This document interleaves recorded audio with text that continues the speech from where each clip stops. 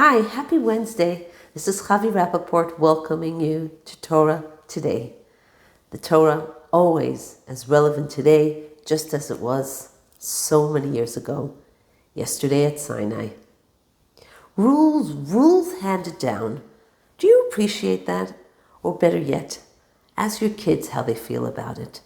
Isn't it so much better to really understand why we're doing things? The Rambam even says the first mitzvah, da sheyesh matzui rishon. Know, understand that there is a first existence, meaning that there is a God. So what is this all about? Im bechukotai telechu. If you will go in my statutes. In a minute we'll explore what chukotai is. But you know, im bechukotai telechu, there's a message here. God is not only saying if, it's Hashem imploring us, will you go in my statutes and keep those things that you don't understand? And at the same time, I'm going to give you the power, the strength to be able to do that. Because let's face it, is it easy to do something that I really don't understand? I can't wrap my head around it. For example, what's a chok? What's something that we really don't understand? The mitzvah of the red heifer, not wearing clothing that has wool and linen mixed together, even kashrut. We don't know the reason for it. And Hashem says, I want you to keep those mitzvot that you don't understand at all with a zest and an eagerness because I said so. And even more than that, Hashem says, and even those mitzvahs that you do understand, they do make sense, honoring your parents, being honest in business, not charging interest when loaning a Jew money, even those things that seem to say to us, yeah, I get it, that makes sense. Hashem says, I want you to keep those very same way you keep those mitzvot that you really don't understand, that are suprarational. I want you to keep them both the same way, just because I said so, says God, says Hashem.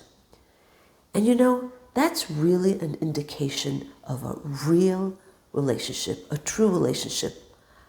I'm doing it all for you. It's all about you. And that's what we're telling God. And there's another idea. Im bechukotai telechu, ve'et mitzvotai tishmaru. So if you'll go in my statute, and hence the name of the parsha this week is Bechukotai, the second half of the sentence is ve'et mitzvotai tishmaru, and you will keep my mitzvot. It really seems to indicate that we're talking about two different things here. And Rashi does actually say, im bechukotai telechu, tiyu amelim b'Torah. You should toil in Torah. What is the message here? Embedded in the word bechukotai, which is statutes that we don't understand the reason for them, is also the word chok, chakika, engraved. Hashem says, you know how I want you to approach Torah? Not like ink written on paper, two separate entities combined.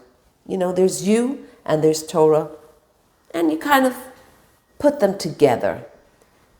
I want your life of Torah to be chakika, indivisible. It's etched, engraved on the stone. It is one entity. You and Torah, your life and Torah. It's not like, here I am doing my thing, and at isolated times during the day, I get together with Torah. You should be, we should be, the embodiment of Torah, one indivisible being. That's a tall order. So here's our takeaway. Why don't we start with actions? Make our actions Torah actions. Whether it's a mitzvah or whether it's a value of Torah. Kindness is a Torah value.